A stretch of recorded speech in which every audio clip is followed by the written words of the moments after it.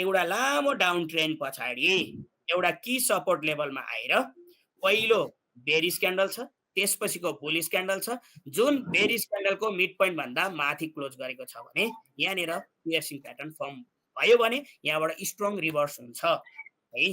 त्यसैले यो जब की सपोर्ट लेभलमा हुन्छ त्यो एकदमै पावरफुल हुन्छ। यो क्यान्डल एकदमै पावरफुल हुन्छ। कहिलेकाहीँ मिनमा पनि बन्न सक्ला, सपोर्ट लेभलमा छैन भने फल्स पनि हुन सक्छ। हुन त मार्केटमा की सपोर्ट लेभलमा हुँदाहुँदै पनि कहिलेकाहीँ त्यो की सपोर्ट लेभलबाट पनि तल आउन पनि सक्छ, किन भन्दा मार्केट जुनसुकै कन्डिसनमा पनि जान सक्छ। हामी त्यही भएर हामी स्टप लसको कुराहरू हामीले टाइममा स्टप लसका कुराहरू गरिरहने कारण पनि त्यो हो। तर नर्मल रूपमा जब की सपोर्ट लेभलमा आउँछ यहाँ बायरहरू एकदमै हाबी हुन्छन्, यहाँबाट एउटा पावरफुल हो क्यान्डल हो जसले रिभर्स दिन्छ।